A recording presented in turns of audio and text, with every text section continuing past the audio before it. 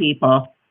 Well, the other question that kind of kicks in is that if you want to have a green in between people that are playing, because that kind of guarantees that you can't get any accidental contact.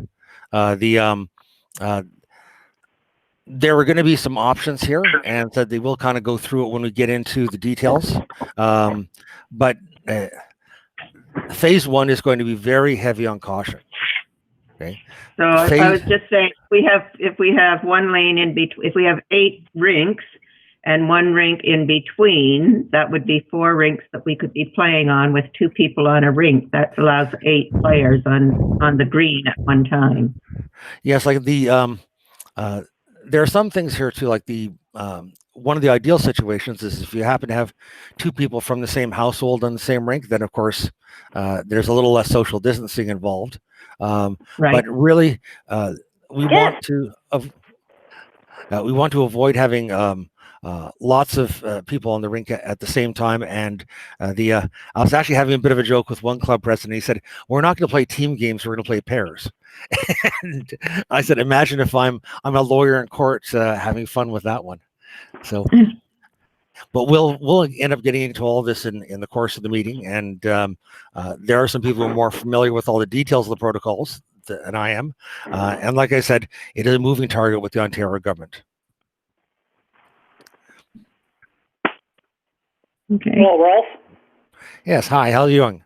Good. I'm representing the Lambeth Club in London. Oh yes. Very good. Ron Lucino. That's great. I'm new at this, so I'll be making mistakes and be asking a lot of questions.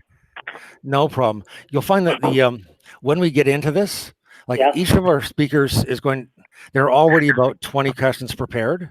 A lot of the stuff that you have interest in will probably already be answered by the time you get to it. But if you still have questions, we'll be going through that at the end. Like what'll happen is, especially with probably 100+ club presidents on the line, when it comes to the open questions, I'll kind of go by district, so 20 people don't speak up at once, and then we'll work our way through. But there's a lot of detail here, and a lot will get covered by the time we get there.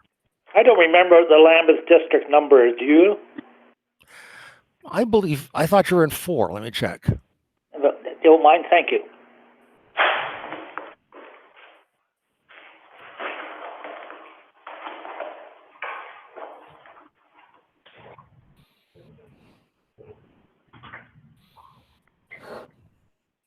Press *6 for muted. Did that, so I hope they can't hear us talking. That's the time.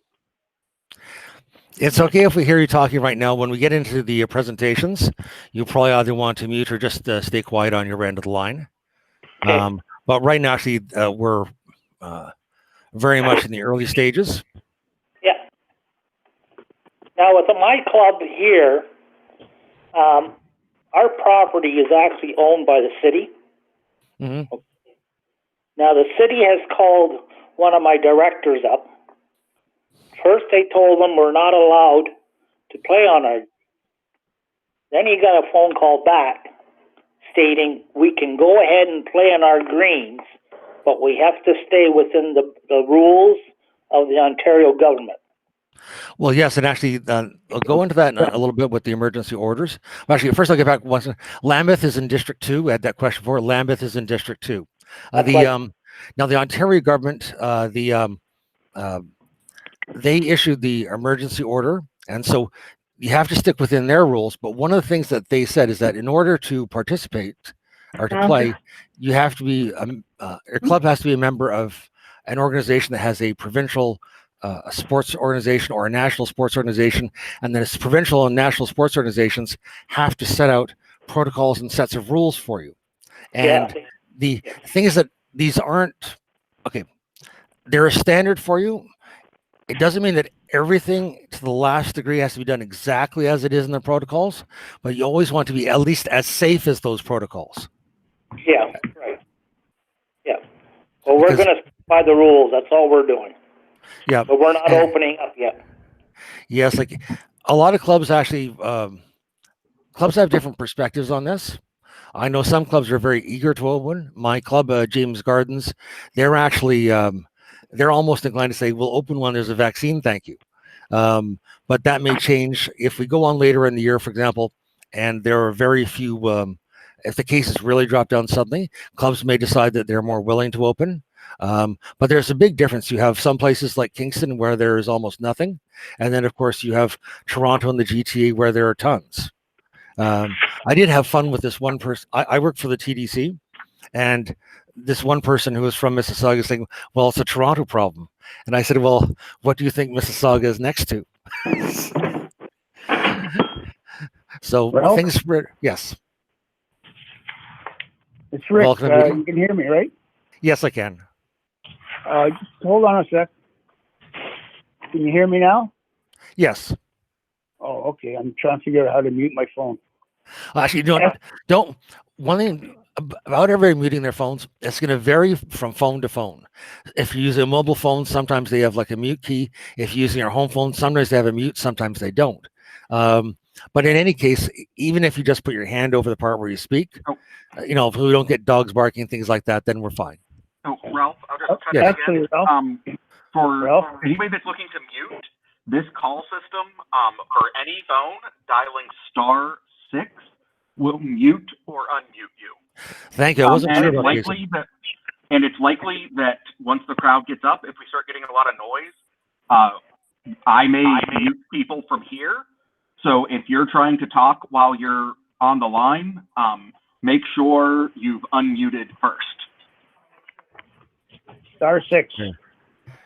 Yeah. Well, yes. We'll be lucky if we have a green. I don't know if you heard the last, but the Parks Department tore up part of our bank. Actually, I saw the pictures. Yeah, we'll talk about that privately. I did get the email. Yeah. No, that's fine. Hi, Ralph. Hi, Nan. You've got a list. You're keeping a list of who's here, I guess. As best we can, there's a mainly phone numbers show up. Kathy McKetton, Lombos, Nova Scotia. Because it helps if people are using the video call, but again, we're limiting the video call numbers to save bandwidth because we don't know how the call would respond to that. And actually, we're getting close to 2:00, so just say in general, I'll repeat this all actually at 2. But welcome to the meeting. It is going to be recorded. I don't see any of our presenters on the line, so we won't be starting right away. I'm on the phone. Oh, very good. Yep. So the how do we record our attendance?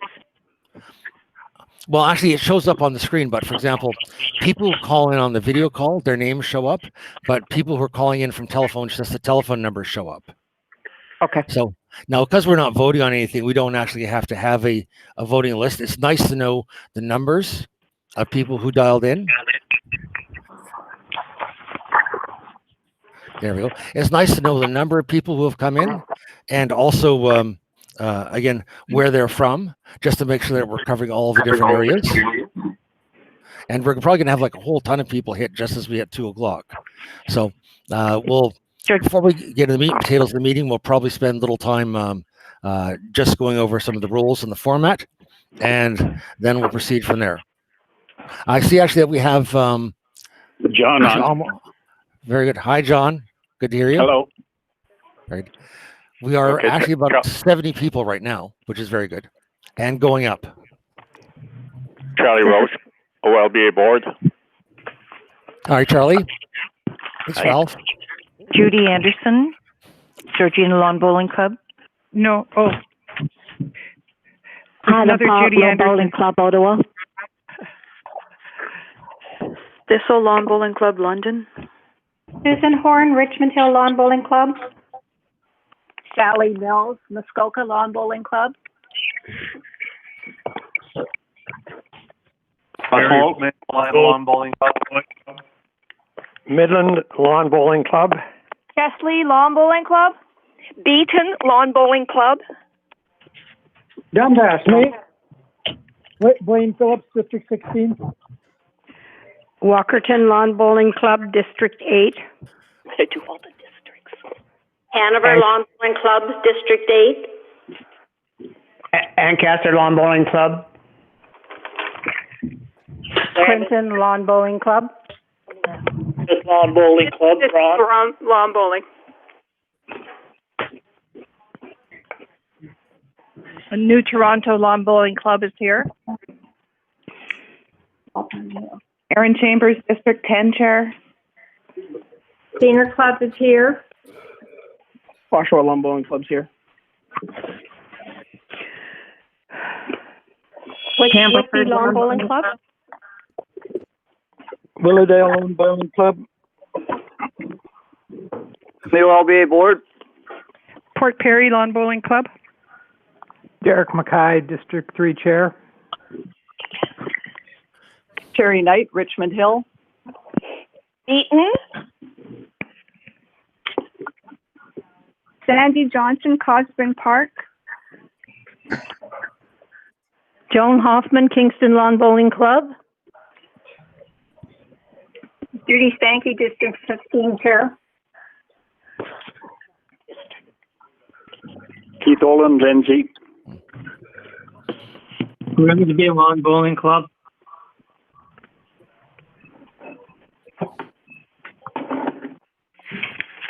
Yeah, I just want to wait things slow down for a second. As we have people join, it's useful if you're not a presenter at the start of the meeting to press *6, which will mute your phone. If you need to ask a question down the line, again, you'd have to unmute your phone after that. For people on the line, because now we're up to, actually very pleased to see 120 participants so far. And I imagine that will go up. So that's what, that little sound there is why we want people to mute, because there are a lot of phones out there. So if you press *6, that will mute your telephone. Rockdale Lawn Bowling Club. Dennis Cadeau, Agent Kit. Whitby Lawn Bowling Club. Elmer Lawn Bowling Club. Helena Holt, District 12 Chair. St. George. Rockdale Lawn Bowling Club. Stratford Lawn Bowling Club. Balmy Beach Lawn Bowling Club.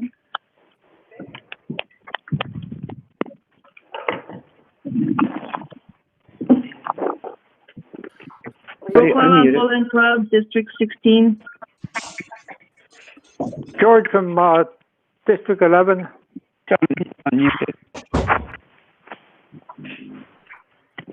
Richmond Green.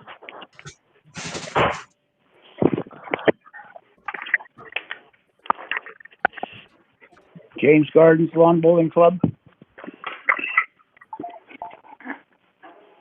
Lindsay Lawn Bowling.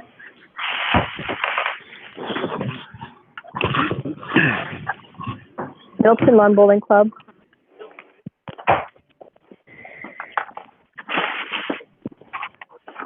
Oh, the microphone is off, but it's got a line through it. They're okay. Ralph, can you hear me? Yes, I can. The right now we're up to 128 callers. Again, I'll ask people who have just dialed in to, if you're not a presenter, to mute your local phone by doing *6. That will cut down the background noise. And again, we'll be starting in a few minutes once we're sure that we have everyone. But right now we're up to 128 people on the line, which I think is kind of stabilized at that number. We may have more people. Burlington District 5. Sarnia Lawn Bowling Club. Rusty Ruggles.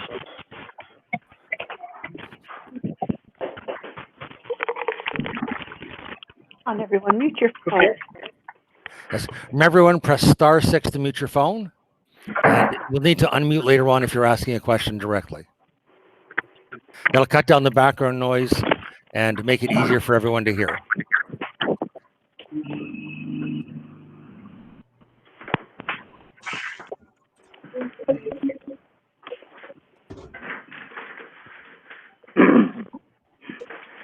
Yeah, we're starting to stabilize now. We're about 130 people. So I'm probably going to begin with a little discussion of the media and how we're going to go about this. My name is Ralph Ellis. I'm the OLBA Vice President and a member, along with Nan Hendren, of the COVID-19 Committee for the OLBA. For the meeting, to cut down the background noise, we suggest that any of you who want to mute your phone will do *6, and that will mute your phone and keep down the background noise during the presentations. And first of all, we're very happy that so many of you are participating in the meeting and decided to join us today. We're very pleased about that, and we've missed you. I wish we could see you all in person. Okay, so what we'll be doing today is we have three main presenters. We have Philip Francis, OLBA president. We have Anna Mies from Bowls Canada, and we have John Fanton from the OLBA. And they will be discussing respectively Philip, a greeting overview of the COVID-19 approval requirements. Anna Mies will go over the return to play protocols, phase 1, and a little bit mentioning phase 2 as well, I presume. John Fanton will mainly be discussing the insurance issues and the liability insurance. We also have some guests on the line. Basically on the line today, we have the OLBA board. We have the presenters that I just mentioned. We also do have some people from Bowls Canada. We have Ian Howard, who is president of Bowls Canada and who has recently been elected to the board of World Bowls. Congratulations, Ian. We also have Don Caswell and Catherine McGregor from the Bowls Canada COVID-19 committee. And I don't know if there's anybody else from Bowls Canada on the line, but again, welcome to everyone there and welcome to all of you. So what we're going to do is that we're going to have presentations by our three presenters, Philip, then Anna, then John. After the presentations, I will read the many questions you have sent. Each of our presenters has like about 20 questions, so we'll go through that. I'll go through the details on the questions later on. After the presentations and the questions that were already sent in, then we'll actually go to open questions from the floor, and I'll probably go by district so that 20 people don't ask at once. You will probably find that a lot of the topics will get covered during the presentation, and they will also get covered as we answer questions. So I will finish now, actually, and I will pass off to Philip Francis, who will begin his discussion and presentation. Thank you. Well, good afternoon. This is an historic event for OLBA. We've got 131 people on the line, and like our virtual meeting, I'm looking forward to a very successful meeting this afternoon, trying to firstly get everybody onto the same songbook and hopefully onto the same page as we move forward with the return to play protocols and the opening of the club. The most important message I can give you about all of what we're going to discuss is documentation, documentation, documentation. We need to make sure that as we go through the protocols that have been established, that we document everything that we are supposed to do. And that way, as we move forward, in the event that something does happen, at least we have documentation to prove that we've done our due diligence as clubs, and hopefully we'll end up with end up in a good position. The board of directors have forwarded many emails to the clubs via the district chairs, trying to keep you informed during the COVID-19 pandemic as to what is actually happening. It's a fluid situation.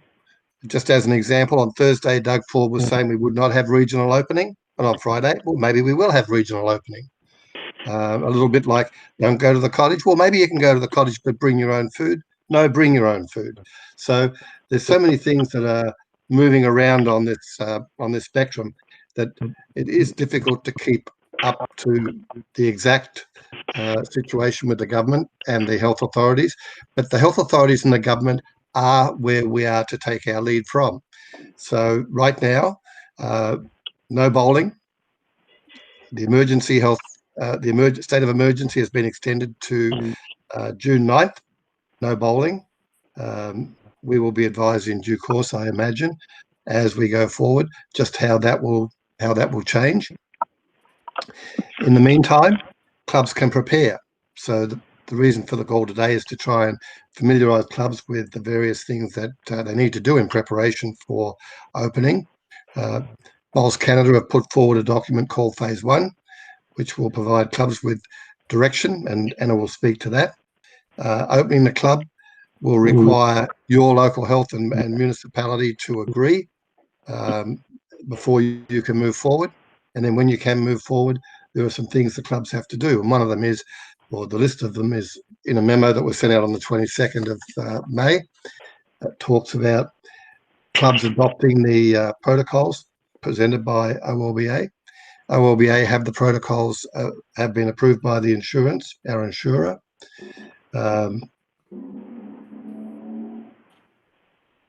Once you receive the formal authority to open the club from your local health department and your municipality, then you will need to take the protocols and you'll need to train your staff. There needs to be accountability in the process, and as I mentioned before, you need to have documentation.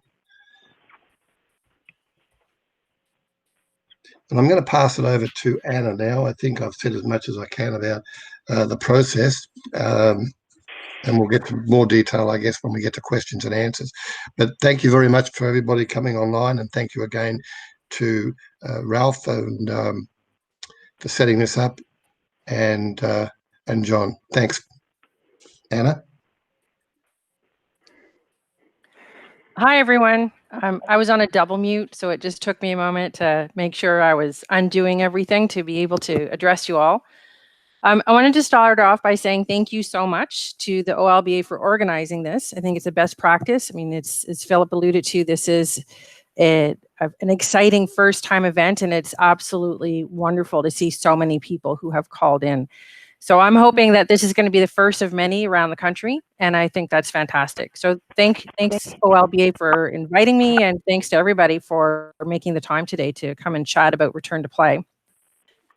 So I realize there's a lot of questions about how and what it's going to look like as we return to play.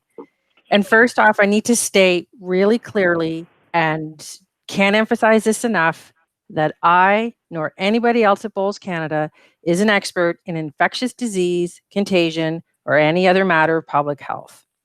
We are all out of our depth here and doing the best that we can with the information at hand to make our way through these unforeseen circumstances. So as Philip mentioned, Bowls Canada did prepare a return to play framework. We used resources from Canada's Own the Podium, which is a national association that looks after mostly Olympic sports in their preparation for medals. What they have at their disposal is Canada's Sports Science and Medical Council. They prepared a checklist for clubs and NSOs that we could use to determine our assessment of risk and to look at different processes of what a return to play protocol might look like. So we leaned on that quite heavily. Needless to say, because it deals with Olympic, basically it started out as a document to help the Olympic sports prepare for Tokyo for next year. So there's a lot of things in it that just don't pertain to our reality. So recognizing that, we also turned to a number of bowls nations around the world. And we were especially interested in those such as Australia and New Zealand, who are well ahead of Canada on the curve to reopening and return to play in all areas. So using that, our development committee went through and prepared what we call a framework. And that's what it is. It's a framework. It's not a mandated thing that says you shall and you must. It is a series of recommendations to help clubs determine what their risk is. And at the end of the day, every club needs to be secure that they have met the standards laid out for sport and recreation by their provincial and local public health authorities. There's no silver bullet, and there's no magic formula that's going to make everything better. There's no particular steps of if we just follow 1, 2, 3, 4, 5, we're golden and we'll be protected. Unfortunately, it's not the case. COVID-19 has proven to be unpredictable and complicated and complex with each passing hour. And unfortunately, this means that return to play is equally complex. So everything's relative to your unique situation. And this means that each of you in your own clubs will need to prepare your own risk assessment plan and determine what is the best for your club and what are the risks in your area. So as mentioned, the BCB Return to Play protocol is a framework, and it was developed to help you assess your risk and to help you mitigate your risk. Whenever we talk about risk, we're talking about the ability to do 4 main things. I mean, There's risk in walking out the door every day, no matter if we're in a pandemic or not. But every day we need to ask ourselves, how likely is it that something's going to happen? Is there a high probability or is it extremely rare? And if that risk does come to be, what are the consequences and what can we live with? So knowing that that's got to be our framework as we look at a return to play protocol and what different processes are going to be in each of your clubs. The other questions that we all need to ask ourselves are, what are we going to do with this risk? Are we going to retain it and accept it?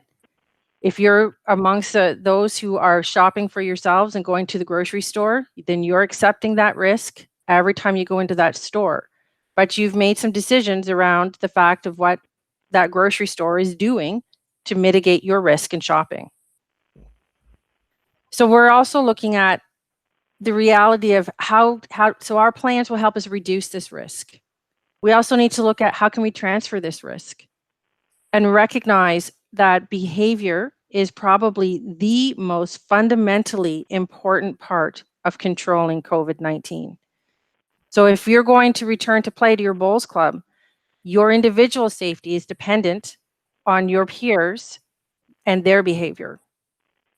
So recognizing that, at some point, clubs need to realize how are they going to transfer that risk to their members.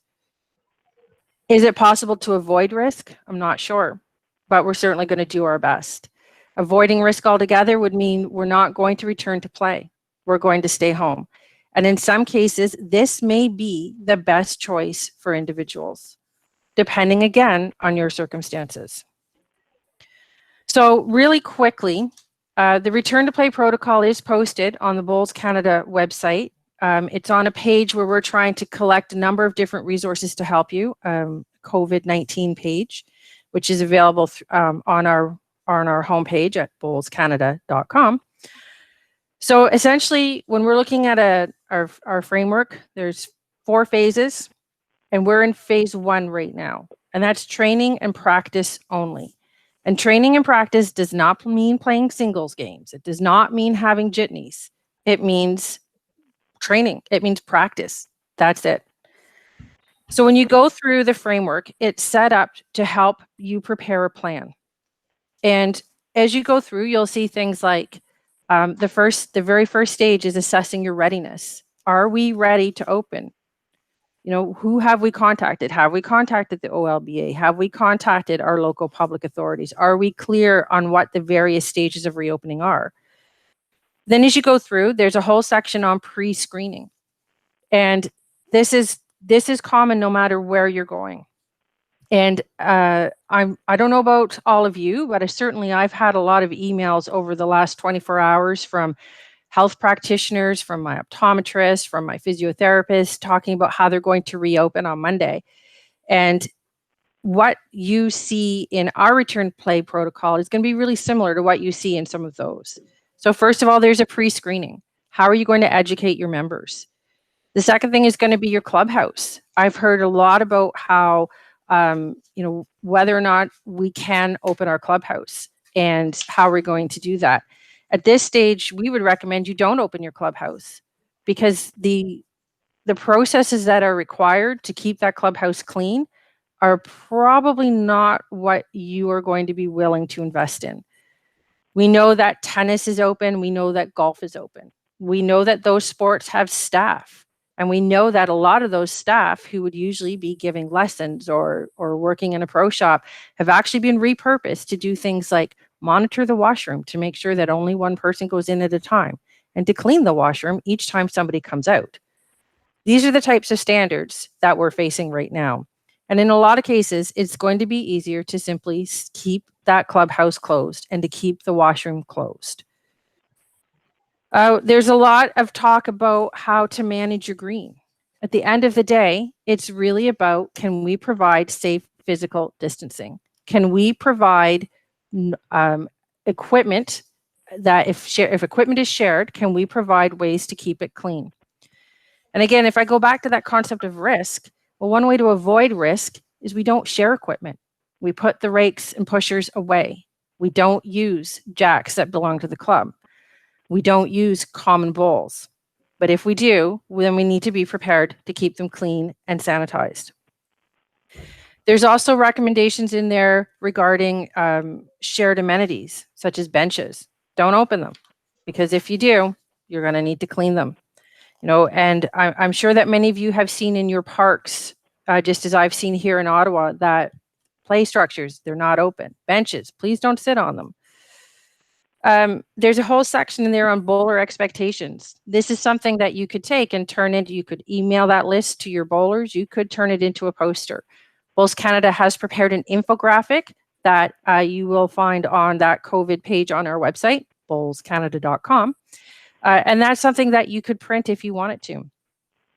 Additionally, we've been putting out some tutorials about how you might want to create your own using something called Canva. We've talked about some general safety protocols, and at the end, there's a section on tracing and documentation. As Philip said, documentation is everything. And that's going to be one of the ways that you mitigate your risk, is by making sure you're keeping track of everything that you're doing and documenting. So many clubs are going to look at this and go, this is way too complicated. Like, can't we just play? And the answer is going to be, well, that's up to you, but we recommend not. As mentioned, COVID is complicated. Return to play is complicated. And so return to play protocols is complicated. At the end of the day, really, what's most important for us is the safety and the well-being of all of you and all of your colleagues. So phase 2 launched on Friday, and phase 2 looks almost identical to phase 1 of return to play, with the exception of providing examples for some modified games that would allow bowlers to play in a physically distanced and relatively hygienic manner. It's not the game you're used to. It's not playing singles. It's not playing pairs. It's not playing fours. It's about how can we play some games that allow us to minimize the number of people on the green and to maximize the space around us. We've spent a lot of time talking to legal and insurance experts, in addition to pursuing all of the advice that's available to us from the Sports Science and Medical Council of Canada. And some of the tips that they've shared with us include, if your NSO is going to put out a return to play protocol, follow it.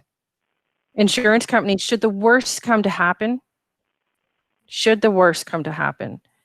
the insurance companies are going to probably look at two things. They're going to look at what was your local public health standard and what was their advisory. And the second thing they're going to look at is your national governing body's return to play protocol. The second thing that's been really just driven home to us over and over in the last 2 weeks is what Philip talked about, documentation, and how important that documentation is going to be. Finally, waivers are going to look really different now. And BCB has in fact prepared a series of 3 documents that we have shared with all of the provincial bowls authorities, including OLBA, for you all to use. They look really different to any waiver we have ever used in the past. They look scary and they look intimidating. And unfortunately, this is the reality that is here with us now. But the good thing about this is that this is a step to help us prepare. These are tools that we can use to decide if we're ready to return to play and what it might look like. So I know there's many questions reading, so I'm going to leave my remarks there and we'll move on to the next presenter. So thanks again, guys. Very good, John. If you could step by and do your presentation now. Thank you. And thanks, Anna, for your presentation. John Fanton. John, can you hear me? There we go. Yes, we can. Thank you, John. You can? Okay.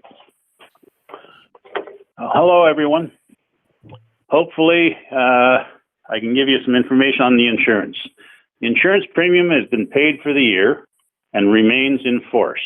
Provides liability coverage for all the clubs.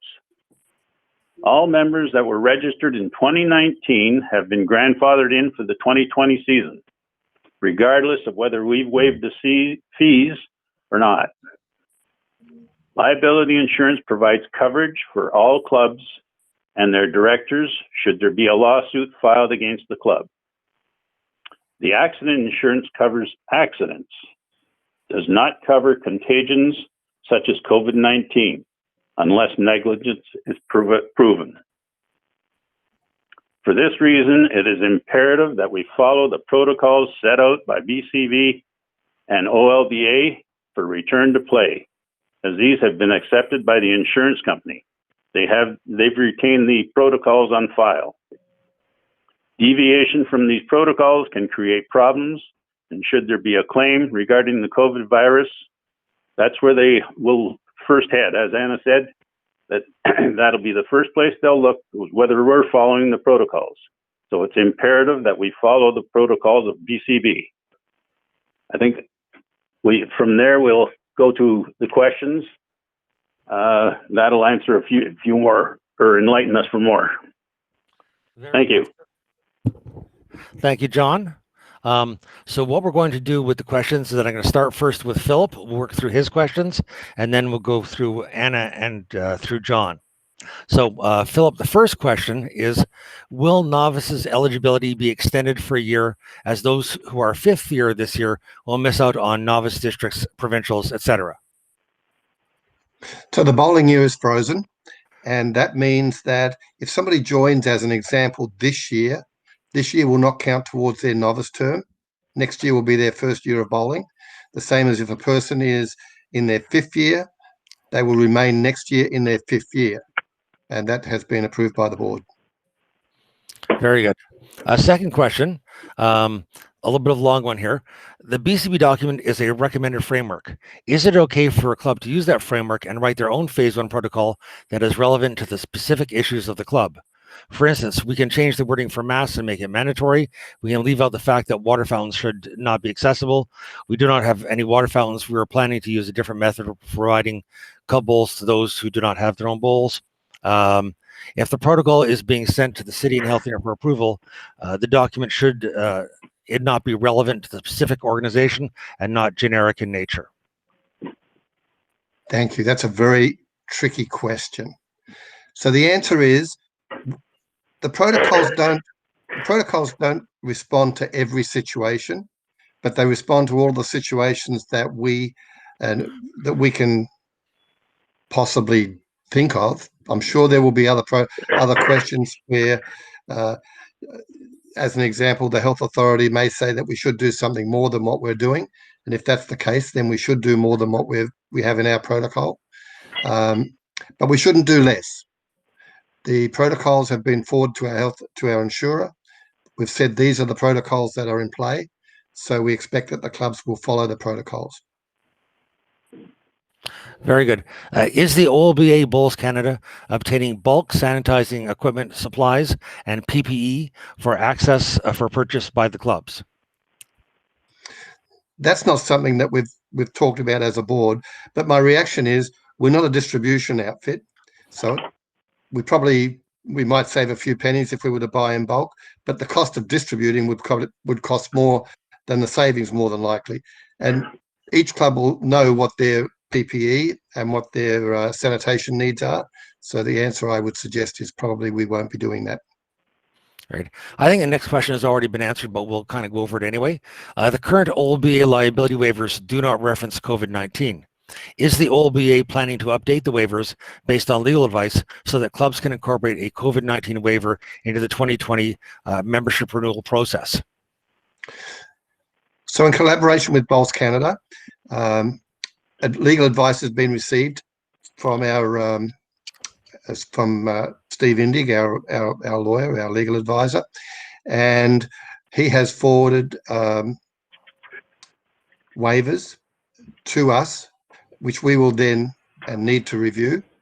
I would say the waiver is going, as Anna mentioned, is going to be way more complex than it was in the past, and the expectation is that the clubs will need to have those waivers completed to ensure that they protect themselves from, in the event that something untoward happens. Right. Has the OLBA considered assisting us by creating posters and contact tracing register forms? The answer is no. We haven't talked about whether we would do that or not. I know Bowls Canada have a poster that they could have printed at their local authority, local printing shop. But I don't see how we would do that efficiently, printing posters for clubs and then having to distribute. And the cost of distribution would probably be more expensive than the cost of the posters. Yeah, one thing I will mention, because that question has come up with myself as well online, is that we can provide you with links to generic COVID-19 posters that you can print, and also contact tracing register forms. We can find some of those for you. One thing I will mention in passing as well is that the federal government does have a COVID-19 assessment and tracking app for smartphones.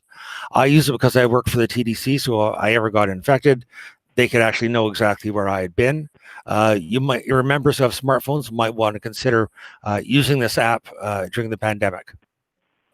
Next question. To what degree is the club responsible for tracking? What would be the minimum acceptable tracking practice? How should our club deal with someone who is in violation of the tracking expectations? Ralph, I'm going to leave that with you to answer. That's a COVID-19 question specifically, if you don't mind. No problem. So with this, you have to really educate your members about the importance of what we do if something goes wrong. So if they're going to start coming to your club and bowling and being around other people, they also have to start keeping track of their activities and where they're going. Now, most of them are going to be, it's the typical three things. You're looking at the grocery store, the pharmacy, and probably the bowling club, and that's about it. But if they're traveling around to other areas, then they have to keep track of that themselves. If you use an app, that is actually the simplest way, because it just tracks in the background and it can be accessed if you happen to get sick. Otherwise, people are looking actually at doing a bit of a paper trail on their own. If you had someone who refused to comply with any tracking expectations, like they didn't want the app, they weren't willing to do any tracing on their own, you pretty much have to tell them, well, you're not going to be able to book a lane to bowl. You're not going to be able to come down to the club to bowl, and make that clear to them. I'll add one thing. On each occasion that the club is open, once you open the club, on each occasion that you're open, there will be a requirement for the club to have an appointed, if you like, local police person, somebody who is going to be in control and responsible and accountable for what goes on at the club on that day. So this isn't easy, as Anna said. This is very complex. That person that you appoint, who is a volunteer, will need to be trained on what their role is. So the role might be receiving the declaration that they haven't been within 50 yards of somebody with the virus. It might be that they're monitoring the washrooms, they're monitoring the safe distance, they regulate the number of people. Right now it's 5 that can be on the premises under phase 1, all those things. So going back to accountability, responsibility, accountability, and documentation, Ralph, these are very important things. Mm-hmm. Yeah, and this is something where when you're making the assessments, whether you open or not, you have to think about whether or not you can have enough safety officers. And I joked with one club president that I was going to find the crankiest old man I could find who's going to point his cane at people when they do something wrong. And we have plenty of those. Now, okay, next question. Does the OLBA think it possible that there will be competitive play this season, such as open tournaments, or should all tournaments be canceled now? Well, OLBA have cancelled all of let's start with Bowls Canada. Bowls Canada have cancelled the national championships. OLBA have cancelled its provincial championships. So there is no interclub right now under phase 2. And do I think we're going to be bowling this year? I don't think we're going to have interclub tournaments, but I could be wrong. Do we get to phase 2? I think that's up to the clubs one by one to decide. And Anna outlined what the conditions for phase 2 are, and we'll wait and see. Yeah, and keep in mind, people, that right now what we're dealing with at this level is gatherings are limited to 5 people, period. Later on, that will change, but it would have to change quite a bit if you're going to have a tournament. Okay. Next question. Will the OLBA lobby government to open clubs where public health units have said facilities can't open for play. So OLBA in February formed a coalition with 40 provincial sports organisations in Ontario to advocate on behalf of the Ontario amateur sport groups. And Gary Oswald, our executive director, is our key contact with that group. Through that group, we will be able to lobby, but we'll only be able to lobby in terms of what the emergency provisions provide us for. So right now, there's not much point lobbying for, as an example, an extension from 5 to 40 so that we can lawn bowl on every second rink in a 2-rink club. But Gary's our prime rep on that. And another thing Gary has done is, with assistance provided through this coalition of amateur sport groups, estimated costs that the virus is costing the clubs and the PSOs, provincial sports organisations. And the purpose of doing that is to see whether or not we can get some funding to offset some of those losses that we're all going to endure. So that's one aspect of it. The other aspect on financing is the federal government have issued an announcement that 32.5 million, I think it was, would be provided for amateur sport across the country. Ontario has 40% of the amateur sport organisations. That runs down to about $13 million to be distributed between the amateur sport organisations in Ontario. How much of that we see, don't know. The minister has said that the Minister for Sport in Ontario has said that the money will come forward. We wait and see. And the other thing I can say about financing is that our Ontario Amateur Sport Fund financing, we've been told, will be processed within the next few weeks. So we wait to hear just on how much money that's going to be. We've asked for more. We'll see. Yeah, the next question is on finances as well. What is the impact of COVID-19 on OLBA finances? Obviously, nothing is coming in from memberships, playdowns, provincials, etc. But there's limited amounts going out. Are clubs likely to be looking at increases from OLBA and BCB next year? Okay, so this year there was supposed to be a $3 increase put through, and that has been delayed. The big question is going to come about. The big question that's going to come about is what's going to happen with our membership. A bit hard to do a budget when you don't know for 2021 what the membership is going to look like. So it'll be something that we'll have to wait and see. One thing we will do is spend some of our money this year towards the end of the year preparing marketing plans to try and make sure that we don't lose too many members as a result of COVID-19. And in fact, trying to attract new members will be a priority. Very good. Has the Ontario government actually confirmed that the easing of the emergency measures applies to lawn bowls? Confirmation of this will help in approaching municipalities. Right. As I see the emergency provisions as they were written and amended is, yes, we can, and I think Anna mentioned, we can do practicing for, if you've got a police person, somebody there monitoring. I don't know what's going to happen, quite frankly. I don't know whether they're going to increase that to 20 or 30 or 40. So I just don't know. We'll have to wait and see.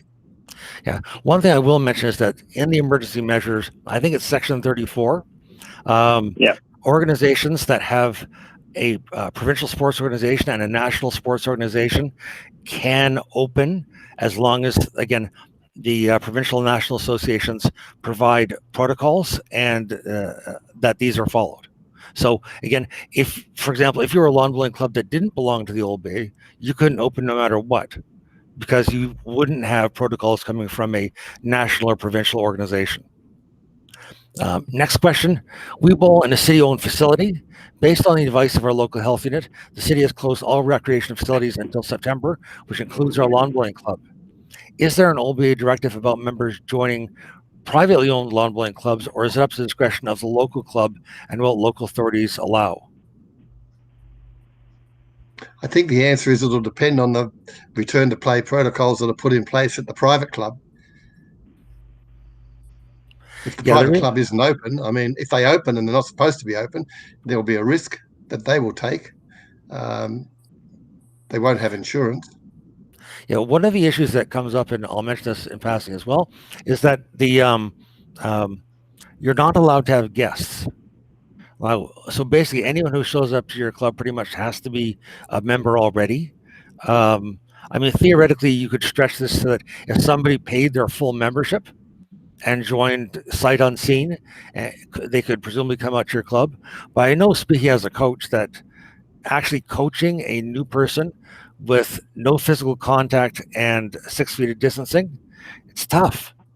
It can be done, but it's tough. So again, it's not going to be a good year for recruiting people. We know that already, but we'll try to hold on to what we have. The next question.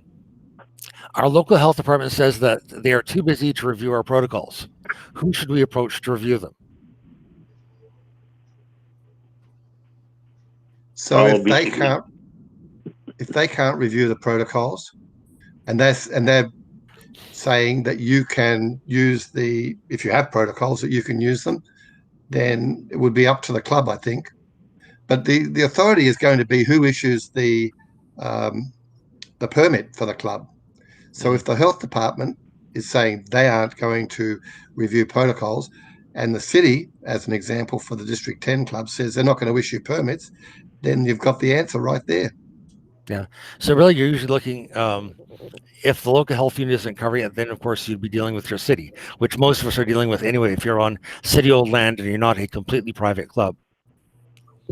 Next question. Bowlers age 70 and older. We note that when Australia reopened some of its clubs, it recommended that bowlers 70 or older should not be encouraged to resume play at this time. Will that be the case in Ontario? Well, we have a non-discrimination policy, so I'm not sure that we will go to the extreme of saying bowlers who are over 70 can't bowl. Bowlers are going to have to decide for themselves how much risk there is, and if they feel that they're fit and they haven't any risk factors about them, and the club is open, then I can't see that we would say to somebody just because they're 71 they can't bowl. I know there are provinces that are considering whether more vulnerable groups should be excluded from activity. We'll have to take that on we'll have to wait and see what develops. Okay. And the final question actually for Philip is, does the OLBA accept fully the return to play recommendations of BCB, or do you anticipate that you will release more or less restrictive recommendations in the course of the COVID-19 pandemic? Well, we as a board have accepted the BCB protocols. I don't see us amending them to have a less restrictive set of protocols. I'll reserve judgment on a more restrictive, on a more arduous set of protocols. There may be things that as time goes by that we need to consider. So we'll have to wait and see.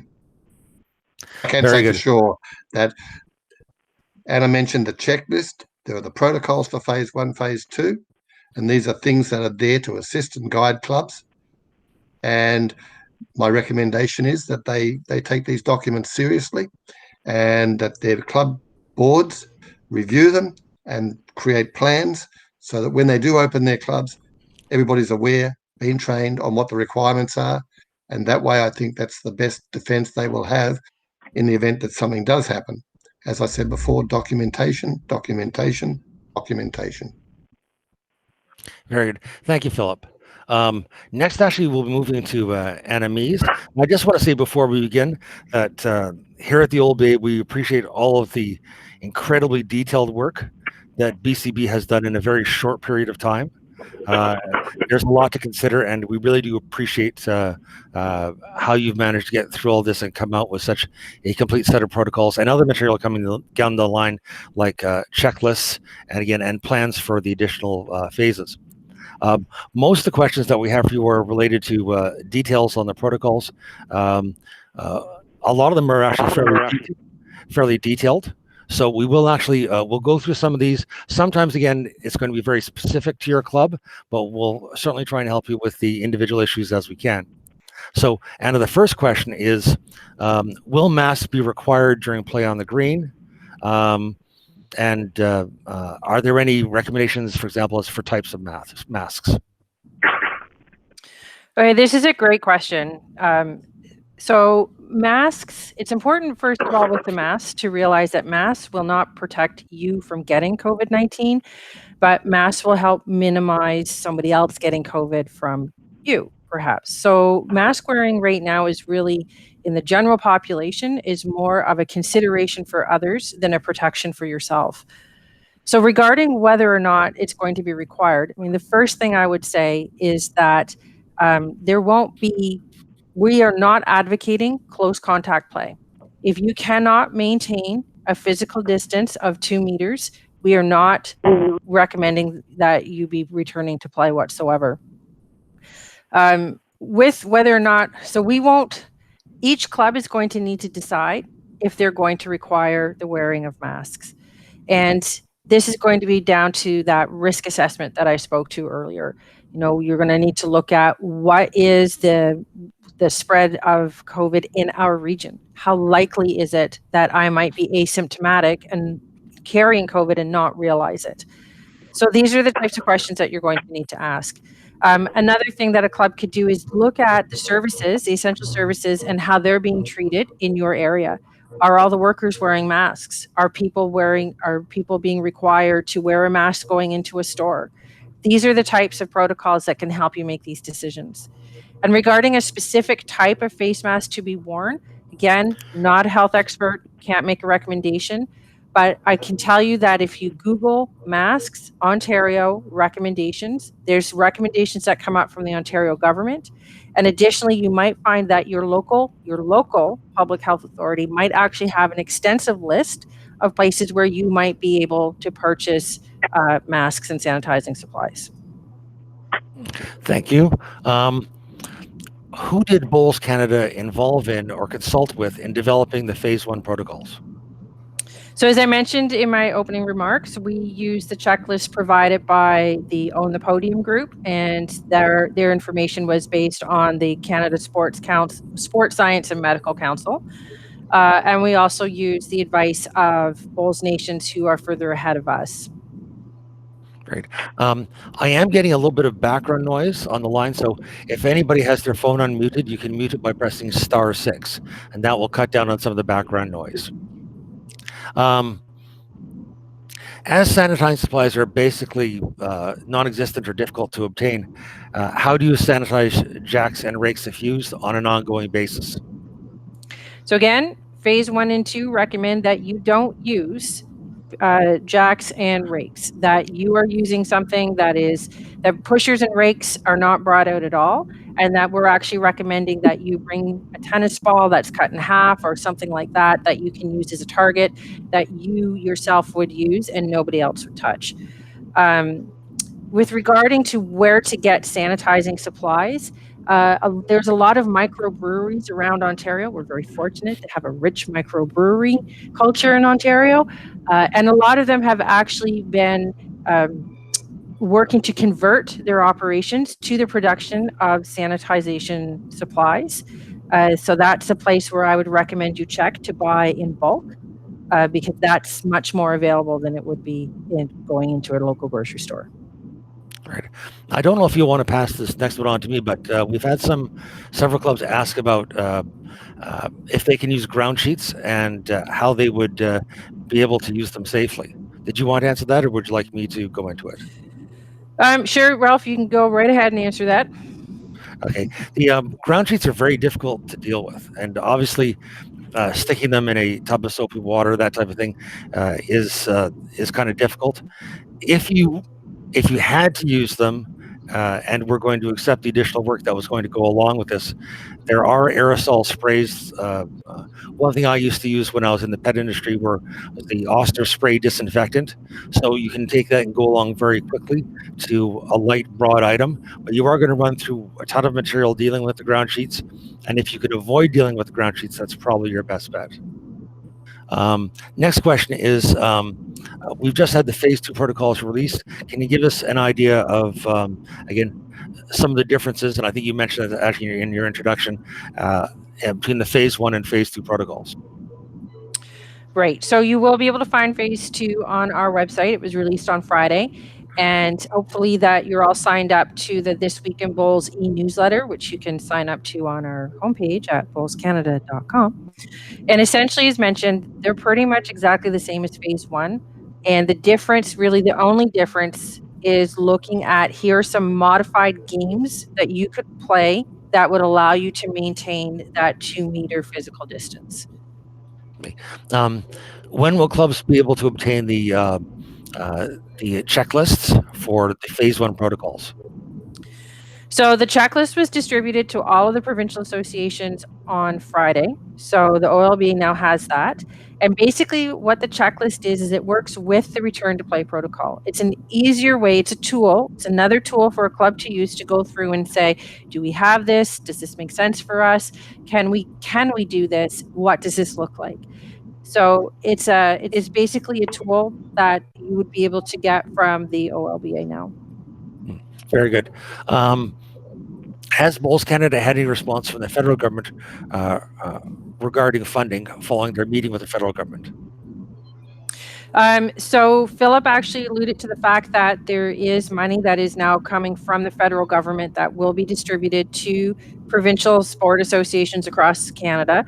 And I would say that the response that Bowls Canada and other non-Olympic sports had in our various meetings with the federal government was to get non-Olympic sports included in this funding. So in that respect, we're very excited. Bowls Canada has received a very small amount of emergency funding, and we were very pleased to hear that the funding that's going to be allocated across the country for provincial sport associations is being distributed on a fair playing field for each provincial sport body or each provincial sport authority. Right. Regarding mats, would it be possible to have just one couple handling the mats, placing and removing them on each of the different greens? So again, there's going to be a lot of different ways that people can implement things creatively. It's all going to come back to your management of your risk and your plan, and coming back to what's going to keep everybody safe, knowing that COVID can be carried by somebody who's asymptomatic and that it can be spread through touch. So the question is going to be, do you want to be using mats at this stage? Is there something else that you can use? For example, we've recommended that perhaps bowlers bring their own towel and put that down. And you bring that towel home with you and nobody else uses it at this stage. Yes, actually, just to mention as well, in my local surface, because it's artificial, I actually suggest to people we could actually draw our own mats with chalk as we go along. Doesn't work quite as well on grass screen though. Our next question actually is related to an artificial surface screen. If we play on an artificial surface, should this surface be sanitized? So this one, again, is out of my realm of expertise, not being a contagious disease expert. So this is going to be one that you're going to need to work with your local municipality on. And it's all going to come back to that management of risk. What is the likelihood that COVID can live on a bowl, be transferred from one person to the bowl, to the surface? And then what is the likelihood that that spot is going to then be touched by somebody else's bowl and then they pick it up? So it's going to really come down to trying to explore how probable is the risk, what is the consequence of the risk, and working with your local health authority on that surface. Yes, and you'd have to be a really big bulk buyer of hand sanitizer for that. Mm-hmm. Yeah. It would. Speaking of somebody who plays artificial green all the time, I think it'd be almost impossible. There are some things we can spray on it, like copper sulfate and stuff to deal with mold, but I have no idea how that would affect a virus.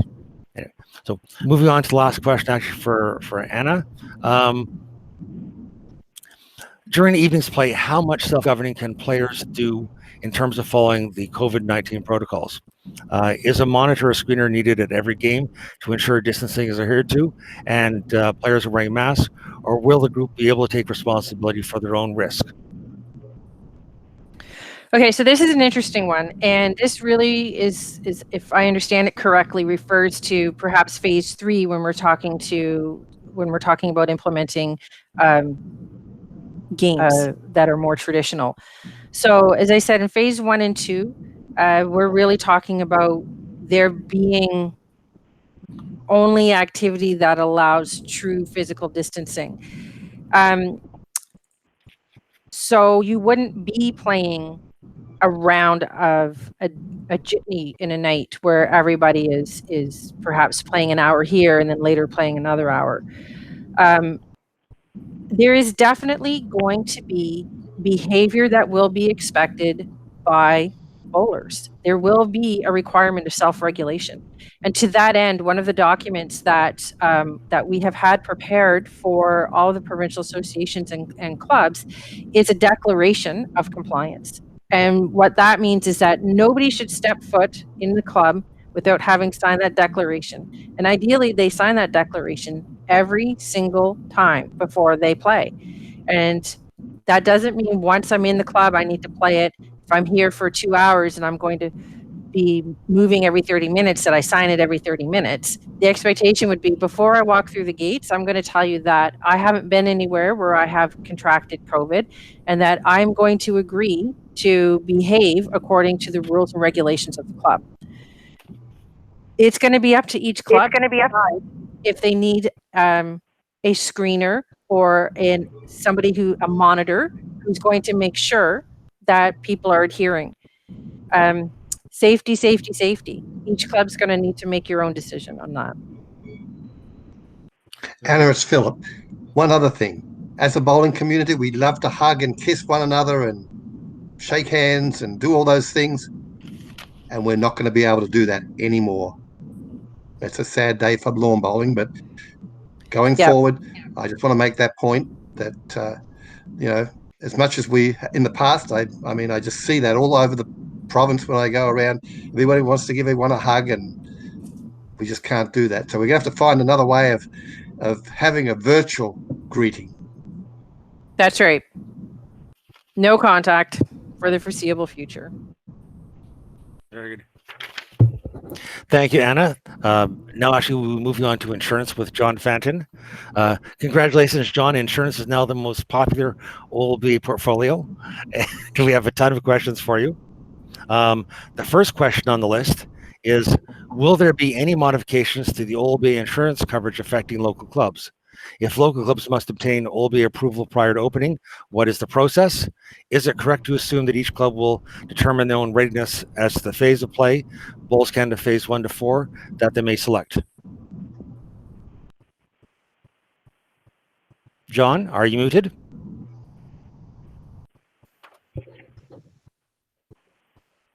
John, can you hear me? Are you there? Can you hear me? Yes, yes. Yes, we're just on the question number 1. Okay. No, there is no modification for the OLBA insurance.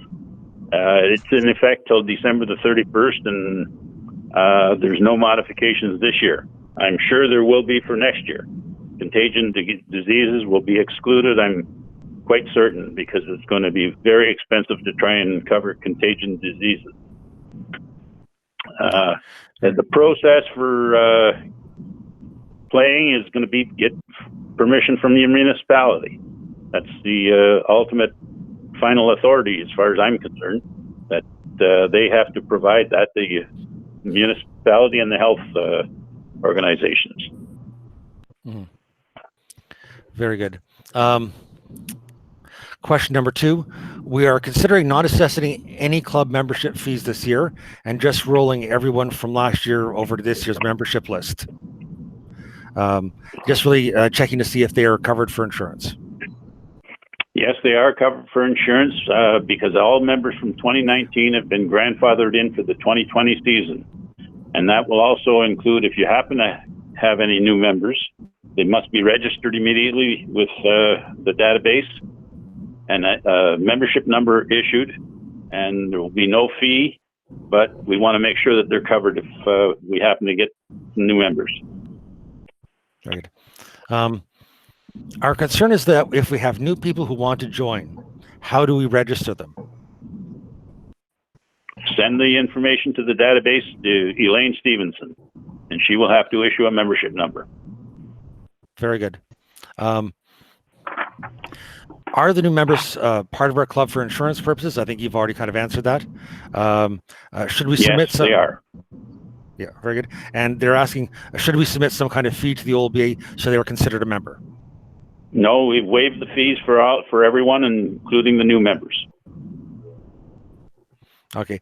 And number 5, will all 2019 OLBA members be automatically registered as OLBA members for the 2020 season, as all the fees have been waived? And I think you've kind of answered this about 3 times already, but yeah.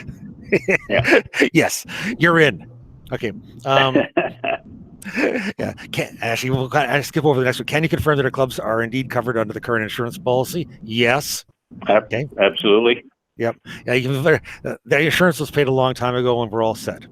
Number 7. Yeah. In addition, can you also confirm that we're covered for the following amounts?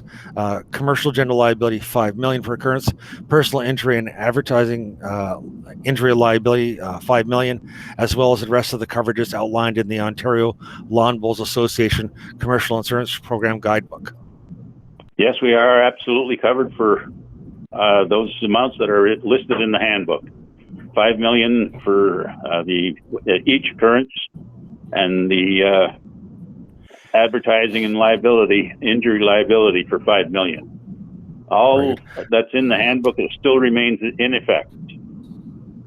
Right. Number 8, can you please confirm that any claims arising out of the COVID-19 pandemic would be covered under this insurance policy? Okay. Yes, the liability insurance is in effect, which covers even if there's for the COVID-19. Now, what you have to realize is that there is no provision to provide any benefit for COVID-19 under the accident policy, because that's a brand new pandemic, and no one ever realized that this was going to happen. So the liability insurance will cover the club for the lawsuit, but any benefit payment for COVID-19 problems, unless they can prove negligence on the club's behalf. That's why it's very imperative that we follow the protocols. As long as we follow the protocols, we should be well covered. Okay. Given that we are covered by the OLBA group insurance, what type of incident would result in the insurance policy not answering any claims that we might make? What are the minimum actions that would cause such an outcome? Well, I'm not quite sure how to refer to this, but the liability insurance would be there regardless. The only thing I can say is that they would not respond if there was a blatant disregard for the protocols set out by BCB and OLBA, which would cause the spreading of the virus. That's, again, the main reason we must follow those protocols. Yeah. And just to mention to people, like, enforcement is really critical here. If you agree to everything and you set up the protocols and you tell your people, but then you do nothing, then you really open yourself up to a hornet's nest.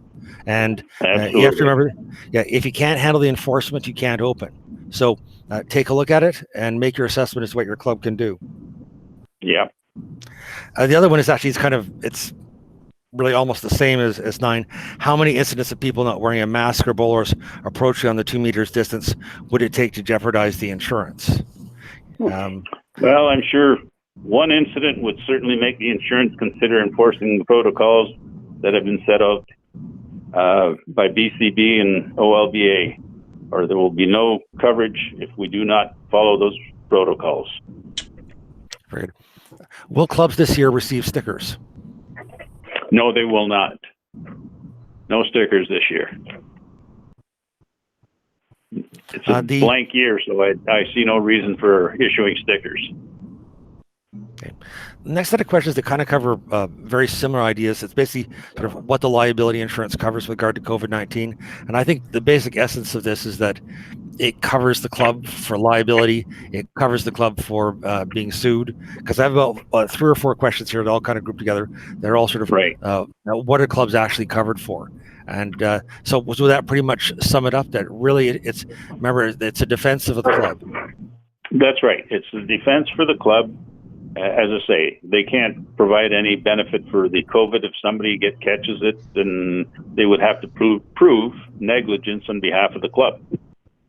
Again, that's the main reason for following the protocols. Okay.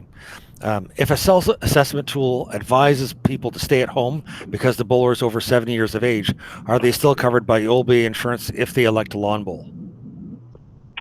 Yes, the insurance will still cover them. Although if the self-assessment says, advises to stay home, I suggest you stay home. Because basically, if you feel that you're not immune to the virus, then it's not a good idea to be out there and out in the public. Okay. Do the new waivers from Bowls Canada supersede the ones already issued by the OLBA? Yes, they do. New waiver is completely different. Yeah. Now, it hasn't mentioned they haven't been passed by the board yet, so they're not in effect yet because there's a lot of detail to review there. But again, when the new waiver is officially approved, it will be in effect and it will be published. Right. Let's see.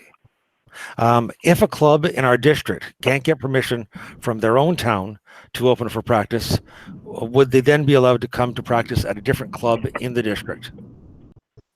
That would be up to each individual club.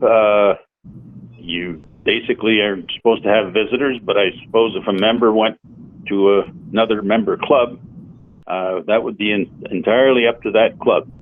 As long as you maintain the social distancing and follow the protocols, I don't see any reason why it shouldn't be allowed. Mm-hmm. Very good. Number 18 actually really just repeats an earlier issue that came up. When we get new members, that again, their information has to be sent into Elaine. So if you're registering the members and have them covered under liability insurance, just remember to send in the information. Don't sit on it for a couple of months. Send it in immediately. Yes. Potential issues. As we've seen on TV, there are some members of the public that do not agree with the safety measures which are currently in place. If a club reopens and has any issues with members who are intentionally not conforming with the safety protocols, will the OLBA provide assistance to the club's boards by supporting and revoking the members' membership in the OLBA as well as membership in the club? Well, the responsibility remains with the club to administer their members. Should that member send a complaint into the OLBA, then that would be the only time that the OLBA would take any action. Mm-hmm. Yeah, and it's very important for your local people to be on the same page. I think most of them, just out of a sense of self-preservation, would be, but you will get people with different opinions, and just make it clear to them that if they want a bowl, they have to be part of the program. That's right. Group size. This is the last question here in this set. In Ontario, we are currently restricted to 5 people in a group. We note that Australia only allowed 10 people on a green when they opened. Will clubs be restricted to the group size allowed in Ontario? We're restricted to 5 people, and I believe that's what we have to maintain. Yeah. Now, things may change down the line. It may change in July or August, but again, whatever the government regulations are that come in now, that's what they are. That's right. People keep in mind. Yeah. So, Ralph, yes. It's Anna. I just wanted to jump in on that potential issues question. And I appreciate the concern that clubs have if members aren't going to conform to their standards. And that's what that declaration form, that the protection from the declaration form will enable a club to say, you are not complying with our behavior, thus we are actually able to take action on not allowing you to bowl. So the declaration form is very important, and that's why you want to make sure that people fill it out every time before they come through the gate. Very good. So that's actually the last of our questions for the presenters from the prepared list. What we're going to do now is that we're going to have questions from the floor, but because we don't want 20 people asking questions at the same time. So to cut down the numbers, what we're going to do is I'm going to call out by district, and the people within the districts will speak up and ask any questions that they have. Now, because I'm from Eastern Ontario and they're always telling me, why do we always go last? Because we're District 16. Well, today you get to go first. So anybody in District 16 has a question for our presenters? Yes, Doug McGregor from Highland Park Lawn Bowling Club. Go ahead. Okay, I've got 3 questions actually. In phase 1, it says, how are we to I'm asking the question, how are we to manage cleaning and sanitizing jacks before and after use? What does that mean, before and after use? That's one question. Okay. The one thing you can do with this, with the jacks, is that the virus is vulnerable to soap and water. You can actually sink them in a little tub of soapy water for about 20 seconds, same as washing hands, and that would do it. Or you could use disinfecting wipes, or you could use a spray. So whatever works, but the cheapest method would be to use dish soap in a pail.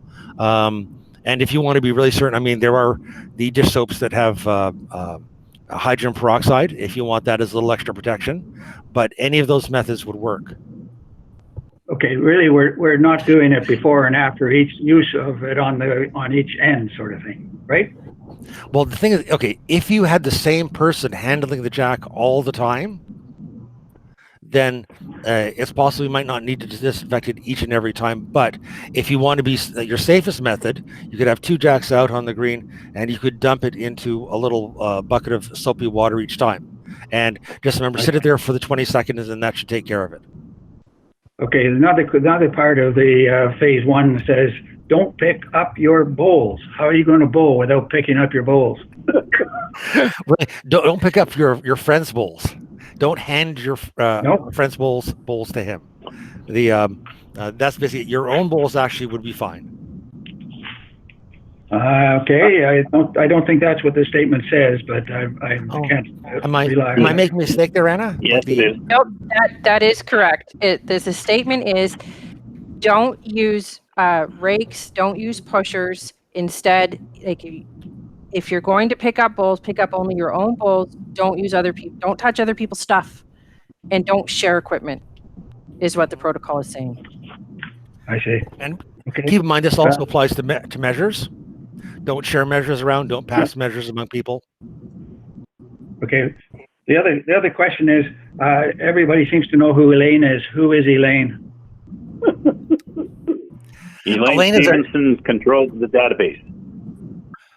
Stevenson? Okay, good. Thank you very much. And I think I had one other. Go ahead. Oh. Okay, go ahead and see if there's other questions. All right. Anybody else from District 16? Russell Oatman here from Goleta Lawn Bowling Club. Hi, Russell. You, when you were talking about the contact tracing earlier, you were alluding to the fact that any member coming into a particular club should be doing their own contact tracing from basically where they've been outside that club, and that they have to be able to prove that or provide that to the host club. Is that correct? Am I understanding that right? That they need to be, our members need to be tracking where they're going outside the club? Yeah, they don't have to submit it to you like every time they come in. What happens is they have to be aware that they do need to keep some basic records. So if they want to do it like on paper, that's fine. If they want to do it through a smartphone app, that's fine. And like I said, they don't have to turn over that material to the club every time they show up at the club, but they have to be able to provide that if sometime down the line they get sick. So will that be part of the checklist where you're having your members sign off on every time they come in to say that they have that, and that way if something happens that you can obtain it from them? Yes, because also it's not just as well for them making other people sick. What if other people come to the club? What if someone comes to the club who is sick, and then they're trying to figure out who's in the club at that time? Then people keeping track of their activities is worthwhile. Also, if you're doing your scheduling with your club, make sure that that you're keeping a record of who is scheduled to be at the club. So again, if someone turns out to be sick, you can say, okay, who was at the club with them in that time period? Okay. Ralph, And one, yes. one final question. Oh, actually, Anna just has a response there. Hang on 1 second. Go ahead, Anna. What I was going to say is this is an area where clubs are going to want to transfer this type of a risk. And as Ralph alluded to, there is a Government of Canada, and I believe there is also a Government of Ontario now tracing app that you can use on your smartphone or through the website. Clubs want to be sure that they're staying within their own realm of expertise. So you want to be sure that you have records of who was at your club when they were at your club. And that you are educating your members to use some sort of a tracing protocol. But it's not your responsibility to track all of your members' whereabouts. Okay, thanks. That helps. Yeah, and just the go ahead. Oh, go ahead, Ralph. Yeah, the app is the easiest way to deal with this. Like that's, I mentioned it with the TDC. That's why I use it there, because I've been working every day. And so by having it on, it means that if I get sick, or even if there was someone who was sick on my bus, that they know where I am and if I was exposed. Yeah, okay. I sent this to you in email last minute, Ralph, and it didn't get covered off in the question, so I'm going to raise it. So Goleta is unique in that our facility, our clubhouse for that matter, the building, is owned by the City of Ottawa, and our lawn bowling club is operated under a community association. We have our own insurance through the community association, so we're not covered under the OLBA umbrella for insurance. We have provided the return to play framework put out by Bowls Canada to the insurance provider, and they have approved it. So knowing that we're covered insurance-wise, what, if anything, else do we need as far as starting operation if we choose to do so? City of Ottawa has permitted the opening of our greens. We have confirmed that, although we would be restricted to the 5 bodies out on the greens. Okay. Well, if you have the permission of the city and your insurance company is okay with it, then actually you should be fine. But you are actually, even though you're covered by liability insurance with your local association, you are still also covered by the OLBA insurance. Okay, thank you. Any other questions from District 16?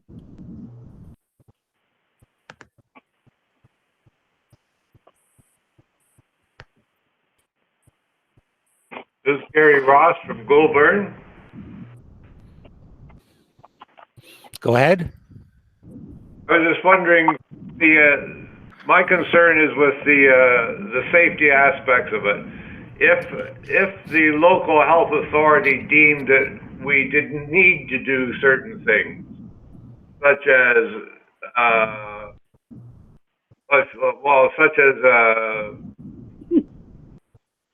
sterilizing of jacks. Would this create an issue with our insurance people if we have permission to reduce the requirements from the local health? Did you want to answer that one, John? Yes, I believe that you should follow the protocols, because if you don't, the insurance could be a problem. Better to do more than to do less. Even if we had documentation from the local health authority? I believe, yeah, if somebody catches the disease, that's where it'll come to rest on the insurance then. Fair enough, thank you. Okay. Anybody else from District 16?